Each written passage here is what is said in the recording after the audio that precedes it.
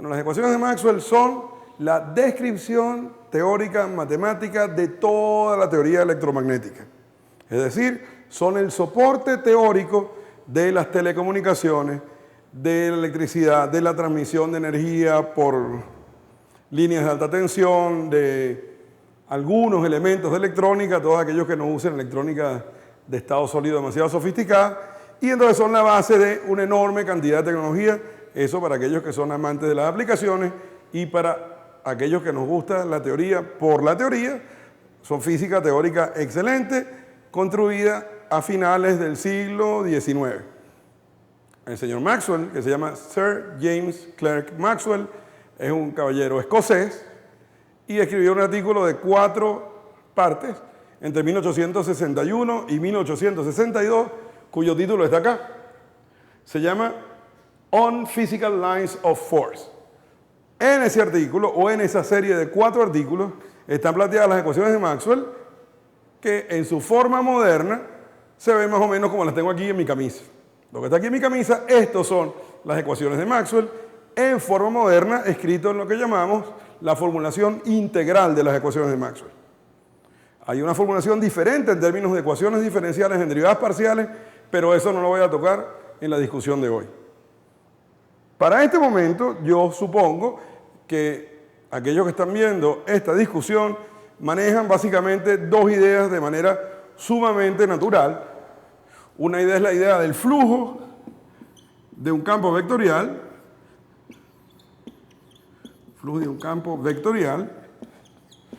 y esto no es otra cosa que lo siguiente.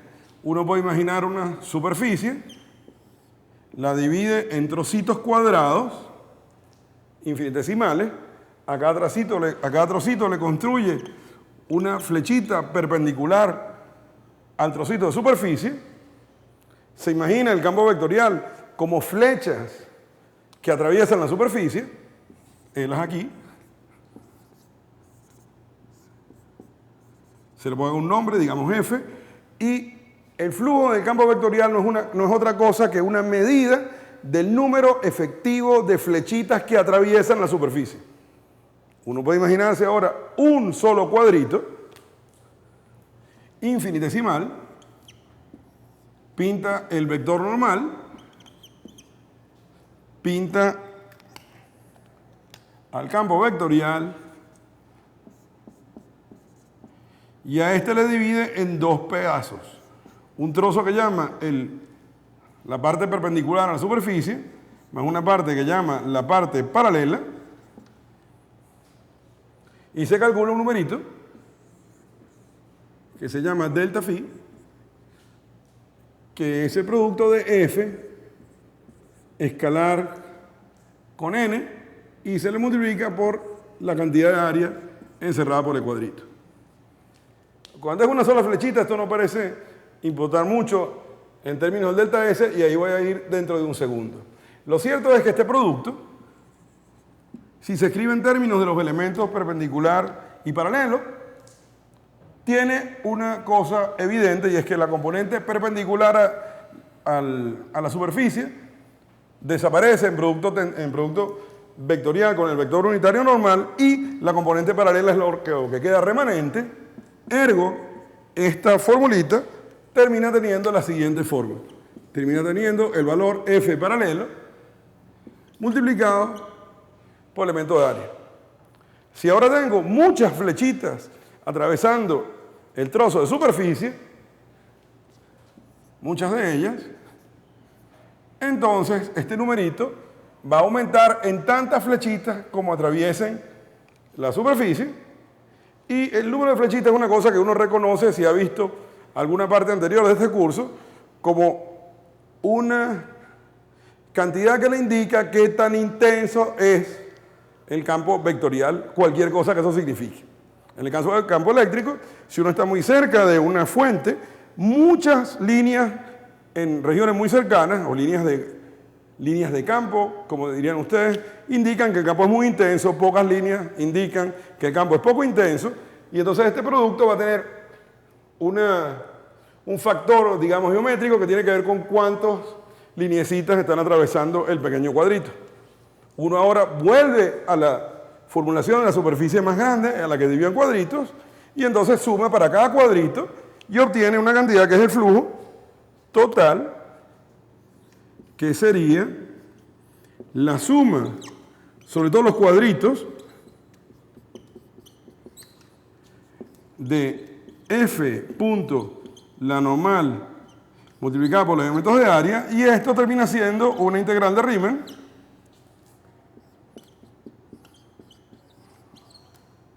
que se calcula integrando sobre la superficie, y de estas hay de dos tipos. O la superficie es abierta, como una bolsa, o la superficie es cerrada, como, digamos, la superficie de un balón. Y cuando la superficie es abierta, pues el dibujito es muy sencillo. Es una cosa así. Y hay algo así como un boquete de entrada y la bolsa termina como una bolsa en un objeto que se ve como, digamos, medio balón inflado, o tiene un balón. Y hacemos una superficie cerrada, esta y esta es una superficie abierta, y estas cantidades se pueden calcular tanto en superficies cerradas como en abiertas, y eso, desde el punto de vista técnico, se aprende a calcular en el curso de matemáticas adecuado de esta universidad, o de cualquier otra. Muy bien. Ese es el primer elemento que tenemos. El otro elemento que necesitamos ahora, para lo que vamos a hablar, se denomina la circulación de un campo vectorial, y para eso quito esta palabra de acá, pongo la palabra circulación, desaparezco la superficie y ahora pinto un objeto distinto. Esto es una curva. Imagínense ahora no que es una superficie, sino que es una curvita. Uno puede caminar por acá como si fuera un cable, y entonces uno pone algún sentido en que camina. Tiene de vuelta otra vez un campo vectorial, porque uno va a calcular la circulación del campo vectorial a lo largo de la curva. Eso es el objeto matemático que uno calcula. Y para calcularle, lo que uno hace es así como antes quebró a la superficie en pequeños elementos que eran cuadritos, ahora quiebra la curva en pequeños elementos que son segmentos rectos, que identifico con un vector. Cada segmento tiene una pequeña longitud y un vector que le orienta, y entonces le ponemos con este nombre. Está el campo vectorial, y una vez más, si queremos, lo podemos dividir en una parte del campo paralela al vector que es tangente a la curva, el delta L, y una parte perpendicular, y uno define el elemento de circulación, vamos a decirle delta C, como el producto escalar del campo vectorial contra el elemento de longitud vectorial, y esto termina siendo algo tan sencillo como la componente del campo paralela al elemento de longitud multiplicado por el elemento de longitud. Y esto, de nuevo, al igual que hicimos con la integral de flujo, también se puede integrar, es decir, sumar sobre montones de trocitos, y termina uno de vuelta con una integral de Riemann y define una cantidad que se llama la circulación, que es la integral de f.dl, con una pequeña salvedad, y es que ahora la palabra circulación tiene una relación con la curva, y es que la curva tiene que ser cerrada. Para los que conocen los elementos de matemáticas adecuados, esto no es otra cosa que una integral de línea en una curva cerrada. Y a veces hay gente que le pone aquí una O chiquitita para querer recordar que eso es una curva cerrada. No tiene que estar en un plano, puede ser una cosa en 3D, como un cable que uno lanzó al aire y le tomó una foto y lo paralizó y queda una cosa medio extraña allí, y eso es el objeto que necesitamos. Necesitamos pues dos objetos matemáticos, el flujo y la circulación. Dados esos objetos, ahora me transporto al año 1861 y antes de eso, y para antes de ese momento había un montón de resultados conocidos de electricidad y magnetismo. De hecho, si uno fuera una persona de mi edad, uno sabría que cuando yo era pequeñito, la compañía eléctrica de Caracas le mandaba un pequeño cuaderno donde le decían que la palabra electricidad venía del griego electrón y que los griegos habían descubierto cosas que tenían que ver con la electricidad, como que si uno frotaba cierto tipo de roca, entonces eso generaba algo raro, y ese algo raro no es otra cosa que lo que conocemos hoy día como el campo eléctrico asociado a cargas estáticas adheridas a un dieléctrico. Entonces, bueno, eso se podía hacer, o a un conductor, también un conductor se puede cargar. Entonces, con esos objetos y el lenguaje moderno, que no es el lenguaje con que están expresadas las cosas en los artículos de Maxwell, había antes de Maxwell una descripción del electromagnetismo que los físicos llamamos en el vacío, y que voy a explicar en un momento qué es, que está en términos de 4 ecuaciones. La primera de ellas es esta.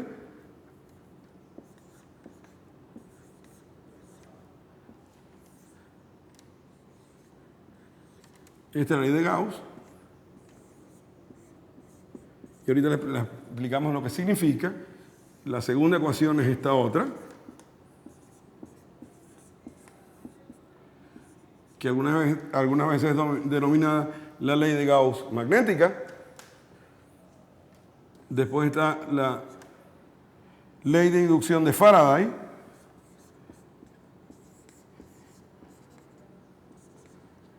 que dice esto que está acá.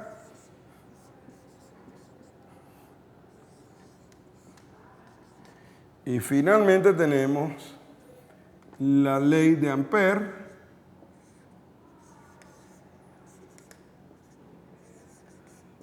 y ahorita las estoy escribiendo un momento, pero las voy a explicar en un segundito con dibujitos cada una de ellas.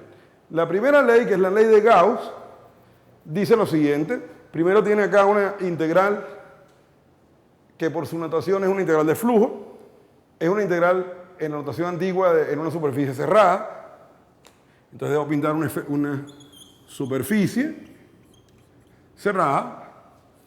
E es el campo eléctrico producido por algún conjunto de cargas, y esas cargas podrían estar algunas incluidas en el interior de la superficie y otras no. Y esta integral da por resultado la carga que está encerrada dentro de la superficie. De manera que, por ejemplo, si la única carga de que dispongo en un laboratorio es una carga puntual que está por acá, y me imagino una superficie en esta región, el flujo de campo eléctrico va a dar 0. Y eso lo que significa es que tantas flechitas de campo eléctrico penetran en la superficie como flechas que salen, y entonces hay una suma evidente de flechas que entran igual a flechas que salen, y esto termina sumando un 0. Más, si la carga o un conjunto de cargas están dentro de la superficie, entonces hay más flechitas que salen o que entran. Esta integral no es 0, y el resultado numérico es exactamente igual a la cantidad de carga que esté metida dentro de la superficie, y el hecho de que esta cantidad de epsilon 0 está acá no dice nada más, salvo que esto está escrito en el sistema de unidades internacional. Entonces esto es muy lindo. Vamos a pintar acá unas flechitas de campo eléctrico, y digamos que acá hay una carga que está adentro, y le ponemos un NC para que le decir encerrada, y esta es la carga de que estamos hablando acá. Desde el punto de vista más básico, esa ecuación tiene un significado físico precioso. Dice que es posible hacer un experimento que yo corto y corto y corto y corto y corto materia cargada hasta que encuentre un puntico fantásticamente chico que no puedo cortar más, y que esa cosa es una carga puntual de la cual salen o entran líneas de campo eléctrico. Es lo que uno llamaría, si hablara de mecánica de fluidos, un sumidero o una fuente del fluido. Así que acá lo que dice, y esa es la ley de Gauss, es que el campo eléctrico tiene una fuente y que la fuente es la carga eléctrica. La segunda ecuación que está acá se llama a veces la ley de Gauss magnética, y esa, al contraste de la anterior, dice que el flujo del campo magnético es 0. Haciendo una comparación lógica consistente con lo que acabo de decir, esta ecuación no expresa otra cosa que el hecho de que no existe tal objeto como una carga puntual magnética aislada. Eso es muy bonito, y lo que dice en verdad es que la cosa magnética más chiquita que yo puedo conseguir es un objeto que se denomina un dipolo magnético, y de ahí salen las líneas de campo magnético y hacen así, y siempre son cerradas. Mientras que acá yo puedo conseguir una carguita de la cual serán las líneas de campo eléctrico. Esto sería el E, esto sería la carga, esto sería el momento magnético y esto serían las líneas de campo magnético que realmente cuando lo llamo B se denomina inducción magnética y no campo magnético. Esta tercera ecuación se llama la ley de inducción de Faraday y esa cosa es la responsable de que uno pueda tener Guri para generar electricidad. Ahí lo que dice básicamente es que uno puede hacer el siguiente experimento.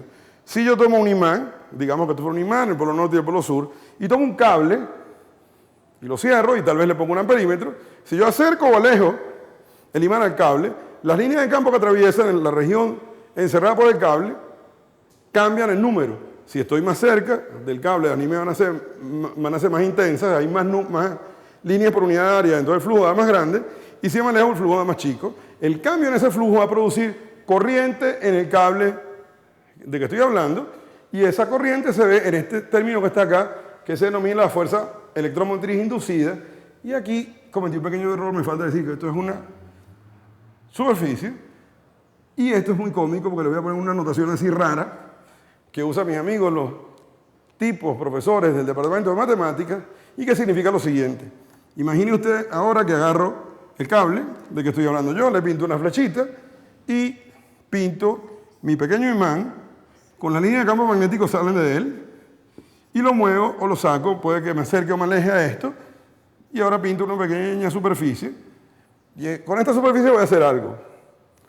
Construyo lo que se denomina la normal orientada a la superficie, que no es otra cosa que una flechita que se construye usando algo que se denomina muy pomposamente la ley de la mano derecha y que voy a explicar en un momentito.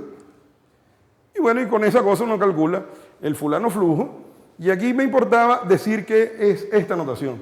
Las superficies de estas dos integrales de las dos leyes de Gauss, la eléctrica y la magnética, tienen que ser superficies cerradas, mientras que esta superficie, S, que no es lo que estoy hablando acá, la superficie S es esto, es una superficie que está hecha, digamos, de goma imaginaria y es una superficie que pego en la curva que estoy construyendo acá, es la curva que hice con el cable y esa curvita se llama así y esto significa la frontera de la superficie S.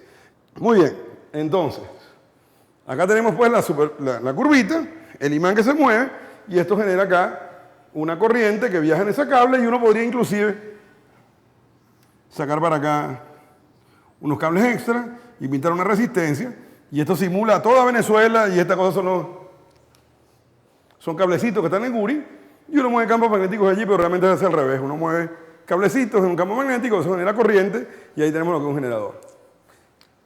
Hay una cosa extra que hay que señalar, que es este signo menos, y este signo menos es un signo menos que tiene nombre. Se llama la ley de Lenz. Y bueno, de todas maneras se supone que hasta esta altura ustedes han visto esto y solamente me falta por comentar esta ecuación que está acá, que es la ecuación que realmente nos interesa para el día de hoy. Y esa se llama la ley de Ampère, pero debe corregirse. Se llama la ley de Ampère magnetostática. De nuevo, me faltó el detalle de poner aquí la fronterita y vamos a pintar una estrellita acá, borramos de este lado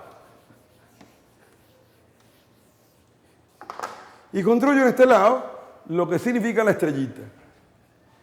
Tiene un cable, esto es un cable de verdad.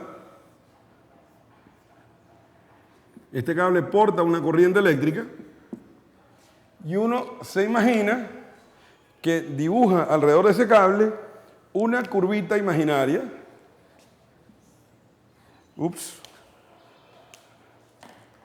Una curvita imaginaria. Y aquellos que hayan visto un curso previo a este, sabrán que esa curvita imaginaria se llama una curva amperiana. Y resulta que ocurre lo siguiente. Si uno calcula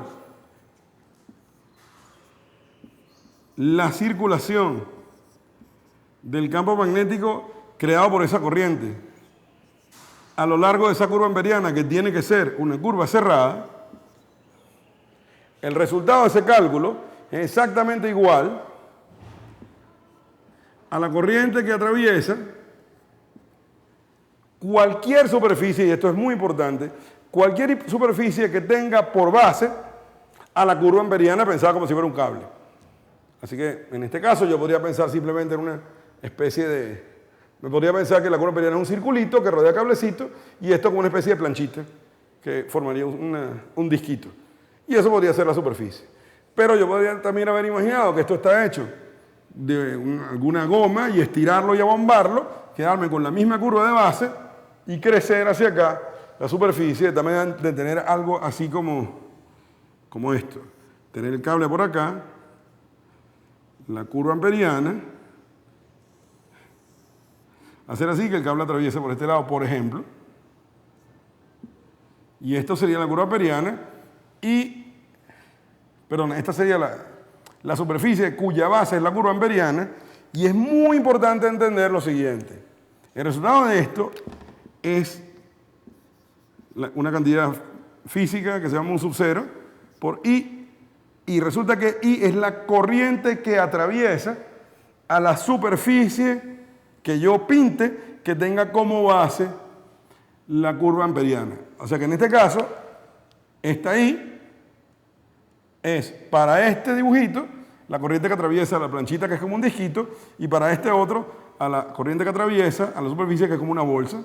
Y es cómico porque, como esta curva está abierta, la corriente no está atravesando nada al entrar por allí, porque hay un solo sitio donde atraviesa la corriente a la superficie y es cuando el cable corta con la superficie, antes no.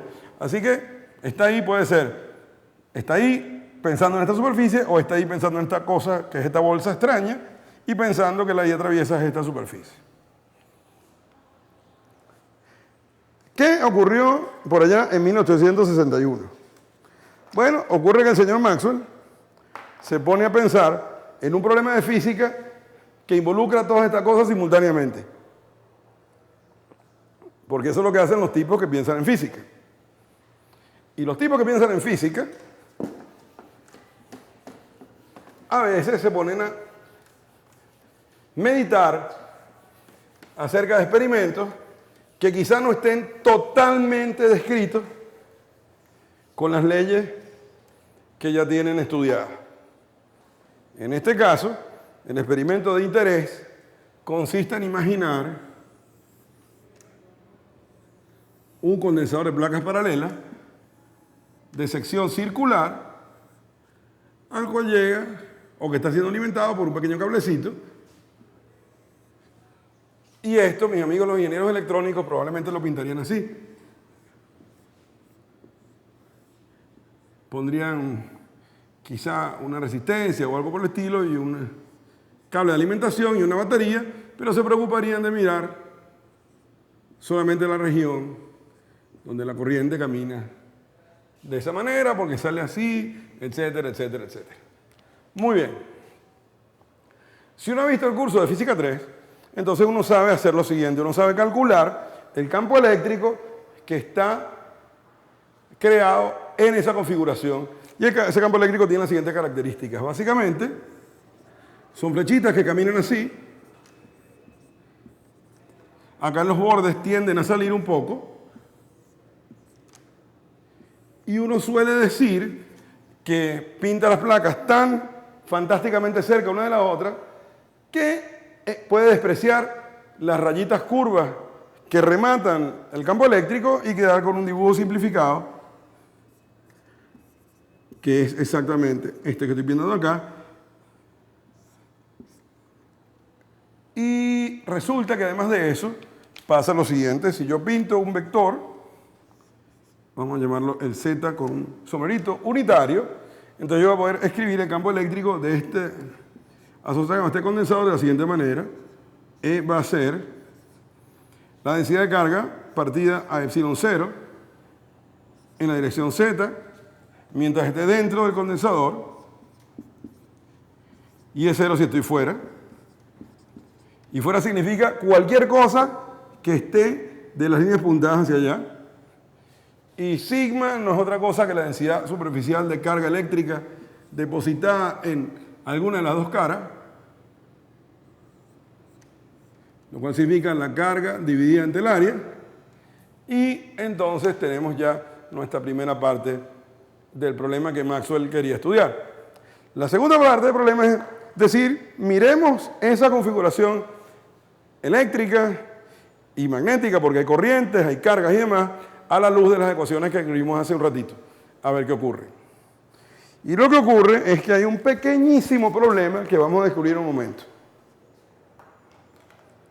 Un muy pequeño, pero enormemente delicado problema.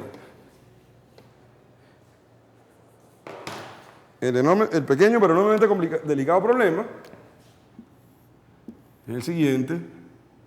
Tenemos nuestro cable, nuestra superficie que está acá.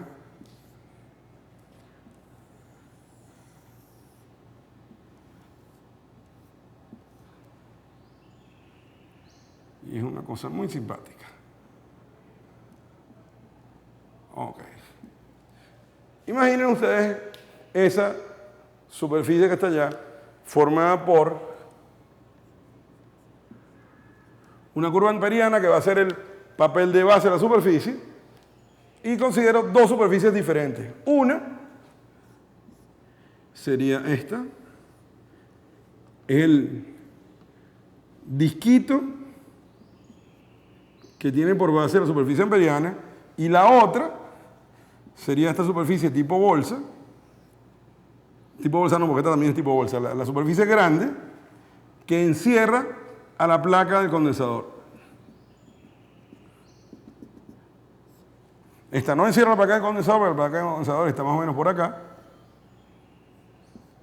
Y solamente rodea al cable. Entonces resulta que pasa lo siguiente. Pequeño problema. Miremos la ley de Ampère magnetostática y escribamos el resultado de este cálculo. Sabemos por construcción o por las leyes que estaban en ese momento que esto da el siguiente muy interesante resultado.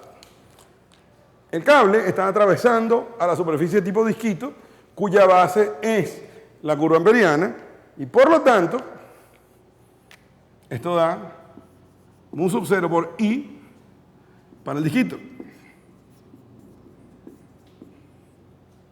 Pero, para esta superficie, que contiene dentro el condensador, no hay ninguna corriente que esté atravesando la superficie. Ninguna carga está saliendo de acá, porque toda la carga se está acumulando en la plaquita de condensador y no hay nada en el espacio vacío entre ambas cargas. Y esta superficie azul, que estoy pintando acá, vamos a llamarla S grandota. Esta S grandota que está acá, no está siendo atravesada por ningún tipo de corriente. No hay nada que la esté atravesando. Así que para S grandota, esto es 0.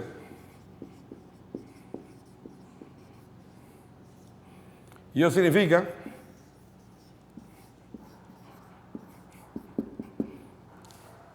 ¡wow! ¿Cómo algo es 0 y no 0 al mismo tiempo? Resulta que nosotros en general y la ciencia en particular somos súper griegos. Y entonces aceptamos el principio del tercero excluido. Y si esto es igual a esto e igual a esto, estas dos cosas tienen que ser iguales entre sí. La ciencia bien hecha tiene que ser lógicamente consistente. Y esta ciencia no está siendo lógicamente consistente. Porque mis amigos electrónicos, cuando hacen este experimento, pueden poner acá un amperímetro y miden corriente.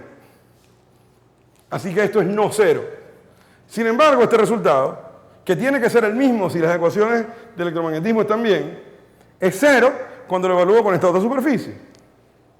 Por Dios, ¿qué pasó? Hay algo que está mal. Es decir, la física previa a 1861 en su descripción teórica está mal. Es lógicamente inconsistente y eso es una cosa con la que no podemos vivir. Eso tiene que estar mal. Hay algo que hay que hacer. O bien tomamos todas las ecuaciones del electromagnetismo y las botamos al basurero, o las modificamos para hacerlas consistentes. Y eso fue lo que hizo el señor Maxwell. En mi inmensa ignorancia, no sé si habrá sido con este experimento o con otra cosa, pero el punto es que hay que hacer algo. Entonces, ¿qué es lo que hay que hacer? Bueno, yo no sé qué es lo que hay que hacer, pero a mí se me ocurre que seguramente al señor Maxwell se le ocurrió lo siguiente, que además estoy seguro que se le ocurría a cualquiera de ustedes, porque es lo único que se puede hacer. Tiene uno por un lado la ley de inducción de Faraday, que dice esto.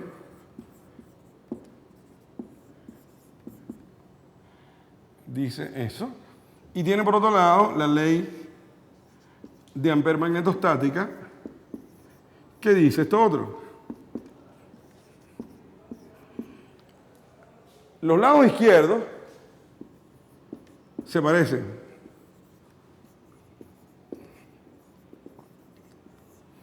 Y entonces uno se pregunta, ¿qué pasa si? ¿Qué pasa si yo sumo algo acá y digo, mire, ya que acá está el campo eléctrico, aquí está el magnético, ¿qué tal si acá, que en este lado está el magnético, ponemos de este lado el eléctrico?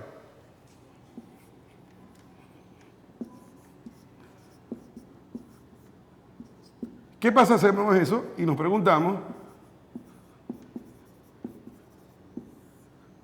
si puedo hacer algo como calcular un numerito alfa de tal forma que las ecuaciones de electromagnetismo anteriores más esta, con esta modificación, se vuelvan lógicamente consistentes? Si lo logré, quizá hemos mejorado la teoría física y lo único que falta es ver si la nueva teoría con su nueva expresión es consistente o no con los experimentos.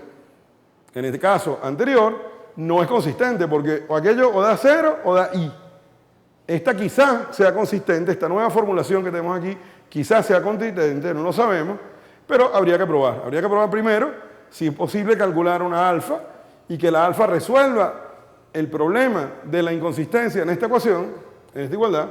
Habría que ver si podemos calcular alfa para eso. Es decir,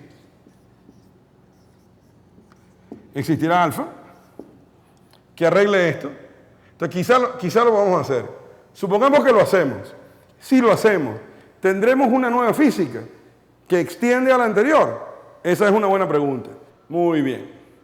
Habíamos quedado pensando en la inconsistencia que teníamos plasmada en la ley de Ampère magnetostática. La inconsistencia la habíamos encontrado con este dibujito en el cual tenemos un condensador de placas paralelas que es alimentado por un cable y uno considera una curva amperiana que rodea a uno de los cables que conecta con alguna de las dos placas de condensador. Uno calcula la circulación del campo magnético a lo largo de esa curva amperiana y eso resulta que puede dar dos resultados diferentes. Puede dar un resultado distinto de 0 y un resultado igual a 0 y la diferencia depende de cuál sea la superficie cuya base sea la curva amperiana. Si utilizo como superficie cuya base es la curva amperiana por ejemplo, disquito, como está acá, que usa la curva amperiana como base, entonces el cable atraviesa el disquito y hay un flujo de corriente a través del disquito exactamente igual a I. Por cierto, para fines posteriores vamos a ver lo siguiente. Esta curva amperiana tiene asociado un vector de interés, que es este vector n que está acá, y ese vector se escoge con la regla de la mano derecha, lo cual significa en este caso que el vector iría así. Entonces, si la corriente se va desplazando en este sentido, esta cosa da exactamente con un signo más como está. Muy bien. La misma curva amperiana puede tener por base esta superficie tipo bolsa, y en ese caso la normal sería algo así, el vector n de que estamos hablando acá. Vamos a pintarlo un poco más grande. Y con este vector n y la superficie tipo bolsa que termina en la curva amperiana ocurre lo siguiente. No hay absolutamente ninguna corriente atravesando a la superficie tipo bolsa, cuya base es la amperiana, y eso se ve de manera evidente porque el cable no la está atravesando. Como el cable no está atravesando en ninguna parte a la superficie y las cargas eléctricas portadas por la corriente se están depositando en la placa del condensador, no hay ninguna carga que tenga la posibilidad de atravesar a la superficie que termina en la amperiana y por lo tanto el flujo de corriente es cero y ese es el cero que tenemos acá. Y es lo que nos lleva a pensar o decir, wow, y preguntarnos que si existe la forma de resolver la inconsistencia agregando a la ley de Ampère un nuevo término, y esta fue la solución que Maxwell encontró. Se agrega un término parecido al que contiene la ley de inducción de Faraday, y ese término se agrega con un término que hay que calcular y se realiza un cálculo a ver si es posible resolver la inconsistencia lógica. Solo para recordar, en la ley de Faraday, la circulación que se calcula es la del campo eléctrico. Aquí pones F de Faraday. Y el flujo que se calcula es el del campo magnético. Y entonces la idea interesante es la siguiente. Como acá estamos calculando la circulación del campo magnético, intentemos poner acá el flujo de campo eléctrico y después tomamos la derivada del flujo exactamente como dice la ley de Faraday, salvo que en la ley de Faraday exactamente el alfa es el signo menos que dijimos que corresponde con la ley de Lenz. Acá no sabemos cuánto va a valer alfa, lo queremos calcular y para calcular vamos a deformar este dibujo un poquitín para convertirlo en algo con el cual pueda calcular de manera más sencilla, y eso que lo tenemos de este lado de la pizarra. Aquí tenemos lo que queremos calcular. El dibujo es exactamente análogo al dibujo que tenemos en la pizarra anterior, solo que ahora tenemos dos elementos distintos. Un solo elemento distinto, que es que la superficie tipo bolsa la hemos deformado un poquito para que parezca una superficie de un barril petrolero. Ese barril petrolero tiene por base la curva amperiana de que hablábamos en el dibujo anterior y se prolonga esa curva amperiana en una superficie cilíndrica que termina en una tapa y esa tapa está localizada entre las dos placas del condensador. Exactamente como teníamos antes la superficie tipo bolsa, solo que ahora la tenemos con esa geometría de barril petrolero, y eso simplemente lo estoy haciendo para que el cálculo resulte más sencillo. Bajo un par de hipótesis extra uno se puede dar cuenta de que daría lo mismo hacer el cálculo con cualquier otra superficie. Pero por razones de sencillez vamos a hacerlo con esta superficie tipo barril.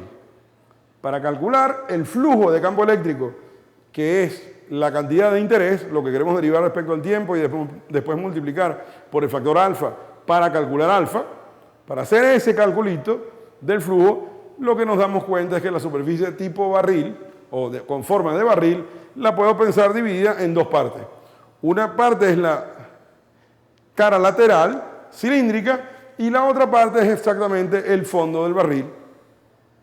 Y la superficie empieza, como habíamos quedado, exactamente en la curva amperiana que acá está pintada de azul. Muy bien. Es menester para el cálculo identificar de nuevo cuál es el vector unitario n que tenemos que utilizar. Como dijimos hace un momentico, él se calcula o se determina asociándolo con la regla de la mano derecha. La orientación de esta curva amperiana es la siguiente. La región de la curva más cercana a ustedes la tengo que recorrer subiendo y la región más lejana va bajando. De tal manera que si imagino acá un cable redondo, el movimiento de mano tendría que ser así. Cuando estoy cerca de ustedes allá que me está mirando en su pantalla, subo la mano y cuando me alejo, la bajo. Y la regla de mano derecha nos dice otra cosa, que enrolle mis dedos de la mano derecha de tal manera que siga la forma en que recorrí la curva, y eso significa haga usted así, y y entonces el dedo pulgar apunta hacia dónde va la normal. En este caso hago el movimiento y la normal se convierte para esta zona en un vector así, y el correspondiente en la cara lateral tendría que dibujarlo como algo así, y ahí tengo los dos vectores normales. Muy bien. La superficie del barril la puedo partir, como dije antes, en dos partes. La parte cilíndrica y la tapa. La parte cilíndrica está completamente en el exterior del condensador, y en esa región discutimos hace un rato que el campo eléctrico es nulo, hay cero campo eléctrico. Y por lo tanto, el flujo de campo eléctrico en esa región del espacio es exactamente cero. Así pues, el cálculo del flujo de campo eléctrico queda reducido a calcular el flujo en la tapa. Y eso es bastante simple. Vamos a hacer el calculito acá, ponemos solamente la palabra tapa dentro del signo de integral y tenemos que identificar los términos. Por un lado tenemos el campo eléctrico que habíamos calculado y era sigma sobre epsilon 0 con el vector unitario z, que habíamos pintado hace un rato diciendo que lo íbamos a pensar así, de un vector unitario que apunta de la placa, digamos, positiva del condensador a la placa negativa. Esta es la magnitud y la dirección y sentido del campo eléctrico en la región donde tenemos campo eléctrico. Esto es dentro del volumen del condensador,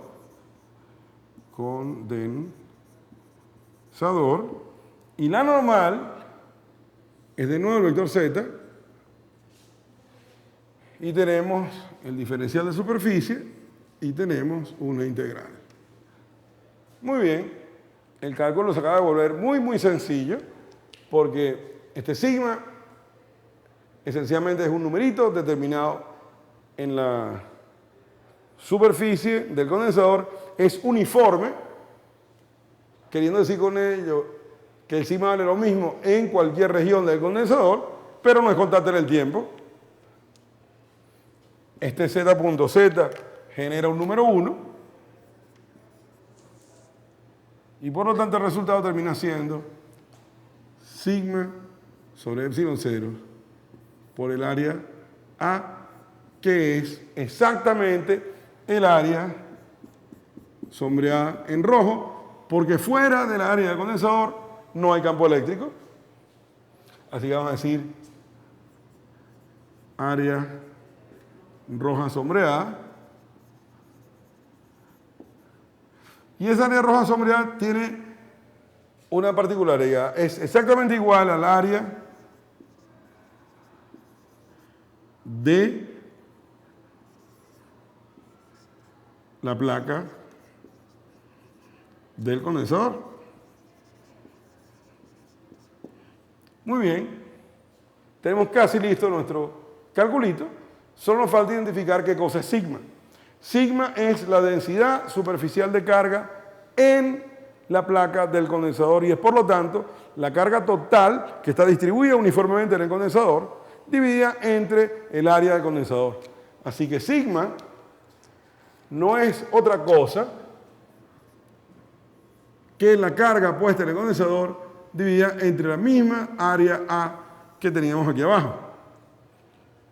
Así pues, el resultado de nuestro cálculo de interés es exactamente la carga dividida entre epsilon 0. A esto le voy a poner una pequeña estrellita. Y la estrellita la marcamos acá.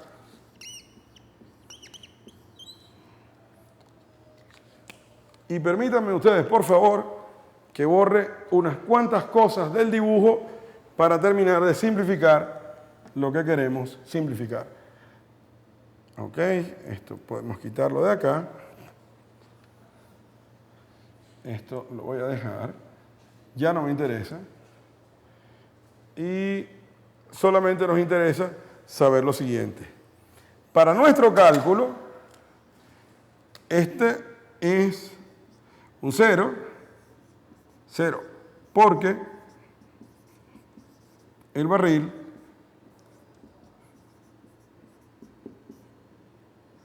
no es atravesado por corriente. Eso es una parte, así que esto es un 0. Para el barril. Esta parte, sin embargo, la acabamos de calcular y da exactamente la carga en la placa del condensador, que depende del tiempo, dividida entre la constante epsilon 0. Nuestra inconsistencia venía del hecho de que este término era un 0 y estaba aislado. Eso provocaba este 0. Así que la solución parece ser, vamos a llamar la solución aparente,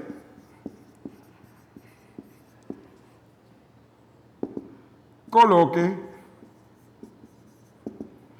alfa igual a mu 0 por epsilon 0, que son números característicos de la física del vacío. Es algo a lo que tenemos que volver más tarde. Este epsilon 0 cancelaría a este epsilon 0. Y entonces lo que estamos diciendo es lo siguiente, que B.dl es igual, en aquel caso, y lo ponemos acá para ver lo que está dando, y esto nos va a llegar a la conclusión final. Podemos B.dl va a ser igual a mu sub 0 por la derivada respecto al tiempo de la carga eléctrica. Pero esto no es otra cosa que la corriente eléctrica.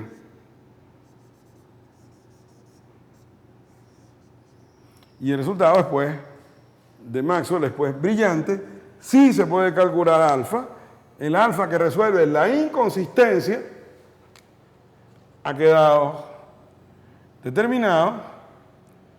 Y entonces podemos borrar todo esto que tenemos en el lado derecho de la igualdad y decir que para la curva que nos ocupaba, para esta curva, y vuelvo a rayar acá, esto dio exactamente igual a mu sub 0 por la corriente, y ese fue el resultado final. Solo que si lo escribo así, pareciera que yo estuviera escribiendo de nuevo la ley de Ampère magnetostática. Y simplemente lo que quiero hacer ver es que este es el resultado numérico. Damos sub 0 por I, pensando I como la corriente que atraviesa esto, cuando usamos esta curvita, y da este resultado numérico como sub 0 I cuando pensamos en el término asociado a la superficie que no está atravesada por ninguna corriente, y eso por vía de haber introducido este término auxiliar que tiene un nombre muy interesante. Esto se llama la corriente de desplazamiento. Esto se llama corriente de desplazamiento. Así que la corriente de desplazamiento es un término introducido por Maxwell entre 1861 y 1862 en 4 artículos y pareciera resolver la inconsistencia. La pregunta es si de verdad resuelve la inconsistencia o no. La respuesta es la siguiente. Aparentemente sí la resuelve. Hay que mirar un poquitín más. Vamos a mirar una cosa más y además les voy a comentar algo. El comentario lo hacemos primero.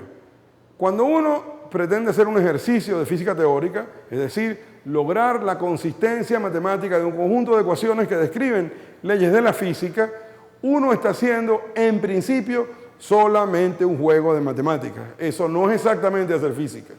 Las ecuaciones de Maxwell, estas que están acá y que voy a escribir en un momento de nuevo por completitud, predicen la existencia de ondas electromagnéticas. Entonces, primero que todo, resuelven la inconsistencia que introdujo la discusión que a mí me parecía interesante para esta clase acerca de las ecuaciones de Maxwell. Resuelven esa inconsistencia y predicen una cosa nueva, un fenómeno físico nuevo que puede ser verificado en laboratorio y que hoy día, más que en laboratorio, ustedes lo verifican cada vez que prenden su teléfono celular. Cada vez que reciben una llamada, esa llamada o el programa de televisión tal o cual está viajando en una onda electromagnética que porta la información. Esas ondas electromagnéticas están predichas en las ecuaciones de Maxwell. Más aún, si uno calculara, luego de medirlo, el producto de los numeritos epsilon 0 y mu sub 0 que están multiplicados acá, este numerito mu sub 0, epsilon 0, termina siendo una cantidad absolutamente increíble. Resulta que pasa lo siguiente, esto lo pongo acá, en un espacio especial, porque es absolutamente sorprendente. Mu sub 0, epsilon 0 termina siendo igual al recíproco del cuadrado de la velocidad de la luz. Así que las ecuaciones de Maxwell predicen lo siguiente. No solamente existen ondas electromagnéticas, existen ondas electromagnéticas y la velocidad con la que se propagan es la velocidad de la luz. Así que uno allí tiene un elemento para decir que la luz es, al menos en principio, y hay que hacer otros experimentos extra, una onda electromagnética y eso es lo que resulta terminando ser. La luz no es otra cosa que una, entre comillas, onda de radio. Una onda electromagnética que tiene unas características especiales en cuanto a una cantidad que se denomina la longitud de onda. Pero no es, aparte de eso, no es distinta de una onda de radio. O sea que una onda de radio es dándome una licencia de lenguaje, es una onda de luz. La licencia de lenguaje tiene que ver con el tamaño de longitud de onda, y hay desde ondas de longitud de onda muy, muy grandes, que son ondas de radio, hasta ondas de longitud relativamente pequeñas, que son las microondas, más chicas, que son radiación infrarroja, más chica aún, que es luz, más chica aún es radiación ultravioleta, de longitud de onda más chica aún es radiación de rayos X, y más chica aún se llaman rayos gamma. Pero son ondas electromagnéticas y eso está todo predicho en las ecuaciones de Maxwell que vamos a escribir en un momentito. Vamos a ver. Porque eso resume todo, e insisto, todo el conocimiento que tenemos nosotros acerca del electromagnetismo, a menos de lo que ocurre, y eso sí tengo que decirlo con mucha claridad, a menos de lo que ocurre a escalas de longitud muy chicas. Si yo obvio las escalas de longitud muy chicas, y ya voy a decir lo que quiero decir con chicas, si yo obvio eso, entonces el conjunto de ecuaciones que voy a escribir acá describe absolutamente todo comportamiento electromagnético que a mí se me pueda ocurrir.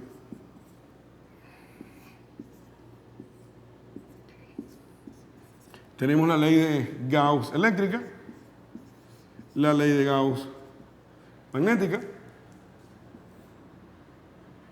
la ley de inducción de Faraday,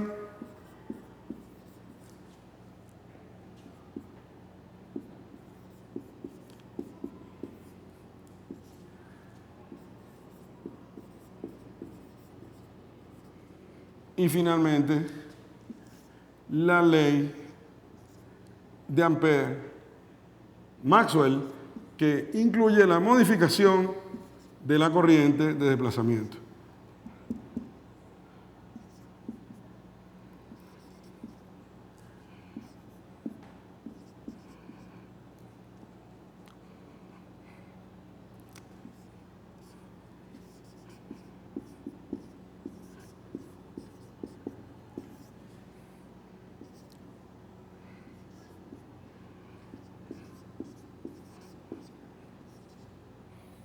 Aquí tenemos resumido, para cualquier escala de longitud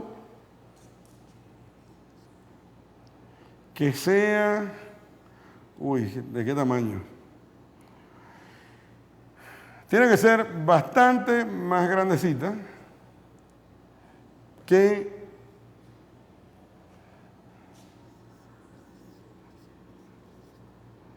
tiene a menos 10 metros. Si me pongo así, entonces básicamente cualquier fenómeno electromagnético está bien descrito por estas leyes. Si me pongo más chico, entonces empiezan a ocurrir cosas extrañas, como que me doy cuenta de que las ondas electromagnéticas no son tales, que hay unas partículas chiquiticas asociadas. Chiquitico acá lo estoy diciendo de manera muy abusiva, y esas partículas son puntitos, digamos, que se propagan por allí a la velocidad de la luz y que se llaman fotones. Pero eso ocurre nada más, o lo veo funcionando, solamente para longitudes del orden de 10 a la menos 10 o más o menos metros. Si no, esto describe absolutamente toda la teoría electromagnética y toda la ingeniería eléctrica que yo quiera hacer la puedo hacer con eso. Y esas son las ecuaciones de Maxwell. Con respecto a las ecuaciones de Maxwell escritas en esta forma, y el chequeo tiene que ver con un resultado experimental. Hasta antes de Maxwell había un resultado experimental que, digamos, era conocido, y es la conservación de la carga eléctrica. Uno no puede tener una cantidad de carga eléctrica en una región del espacio y de repente vaporizarla y que no aparezca en ningún lado. Si hay una cantidad de carga eléctrica y uno la quita de un sitio, esa cantidad de carga eléctrica tiene que haber sido movida a otra parte. No puede ser que desaparezca en la absoluta nada. Eso no va a ocurrir. Muy bien. Eso debería estar codificado en estas ecuaciones si es que es real que estas ecuaciones representan todo o casi todo el electromagnetismo. De hecho, representan todo el electromagnetismo en aislado. Falta una sola cosa que no tiene que ver con las ecuaciones de Maxwell, pero no importa. Y tiene que ver con algo que ustedes conocen bien, que es la ecuación de la fuerza de Lorentz, que dice cómo es que una carga eléctrica se mueve en un campo electromagnético. Porque lo que está acá, lo que dice es cómo las cargas eléctricas y los campos eléctricos y magnéticos se producen unos a otros. Pero no dice cómo se mueve una carga eléctrica metida en un campo electromagnético. Eso lo ponemos con una ecuación extra, que es la ecuación de fuerza de Lorentz, pero de eso no queremos hablar acá. Pero de lo que sí quiero hablar es de la conservación de la carga. Pensemos, de nuevo, en nuestra superficie tipo bolsa cualquiera, con su curva amperiana que le limita.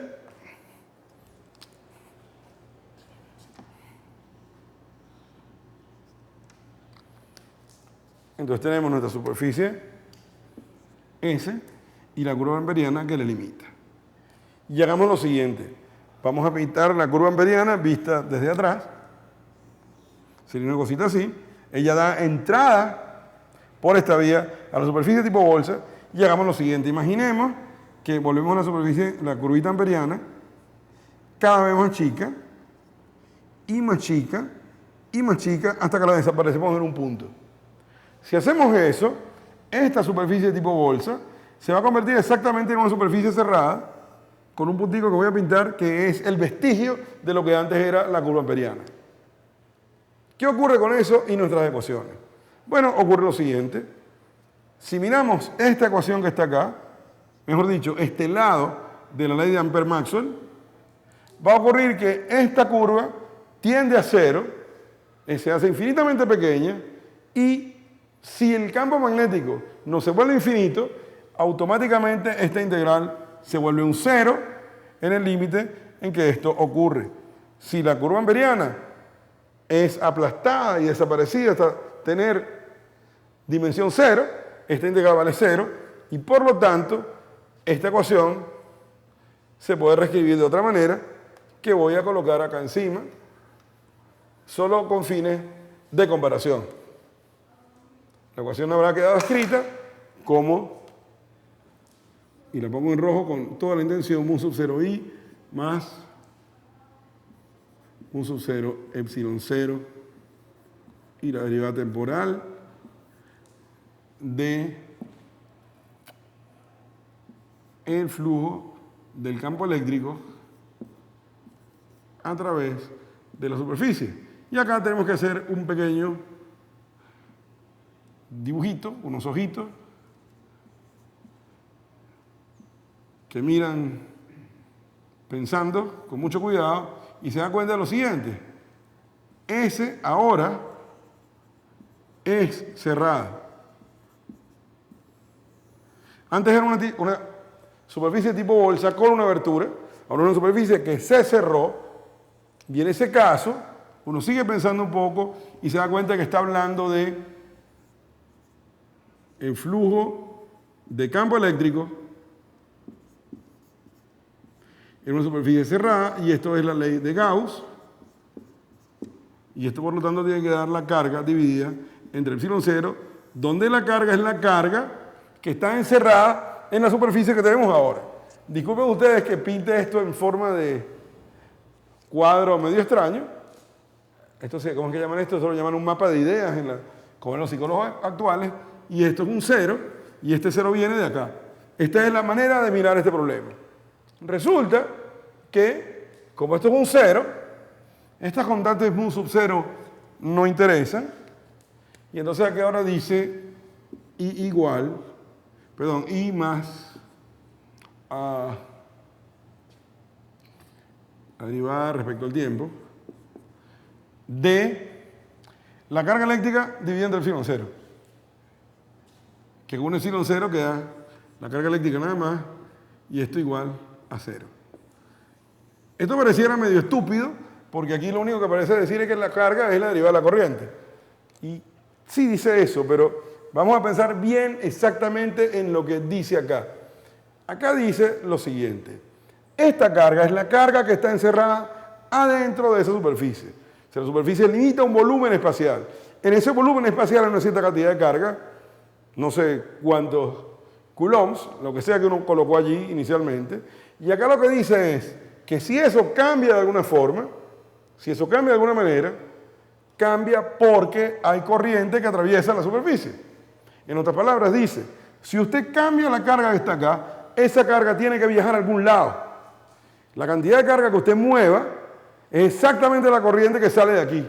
Y esto es la expresión de la conservación de la carga. Así que la conservación de la carga, un resultado experimental anterior a las ecuaciones de Maxwell, está consagrada en las ecuaciones de Maxwell vía la ley de Ampère-Maxwell. Es este término, la corriente de desplazamiento, el que garantizó la aparición de esta cantidad acá.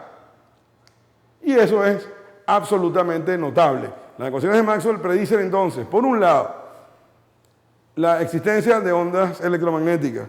Por otro lado, consagran el resultado experimental de la conservación de la carga. Por otro lado, predicen la existencia de ondas electromagnéticas y todo eso son resultados experimentales bien conocidos. Pero ocurre algo más que solamente voy a mencionar. La teoría de la relatividad de Einstein se obtuvo originalmente de alguna forma, pero eso no es lo que quiero describir, la forma en cómo se obtuvo. Lo que quiero decir es lo siguiente. La teoría de la relatividad de Einstein está también codificada de alguna manera dentro de las ecuaciones de Maxwell. Las ecuaciones de Maxwell le permitirían a uno construir, si uno es un individuo juicioso que quiere jugar con las ecuaciones, le permiten construir la teoría de la relatividad especial a partir de este conjunto de ecuaciones. Así pues, ya ustedes ven que las ecuaciones de Maxwell son algo lindo per se. No necesito pensar, yo creo que ustedes tampoco, que hace falta las aplicaciones y pensar en las estaciones de radio, la televisión y demás. Es solamente el constructo intelectual de poder representar unos elementos de la realidad experimental con un conjunto de ecuaciones, lo que hace que a mí esto me haga resonar. Yo creo que vale la pena estudiar las ecuaciones de Maxwell solo por estudiarlas. Pero bueno, como este es un curso de física que ustedes están estudiando, también hay las aplicaciones que están por detrás y que les servirán a ustedes en toda su carrera como ingenieros y que yo espero que todo el tiempo se acuerden de mi camisa que tiene las ecuaciones de Maxwell. Chao.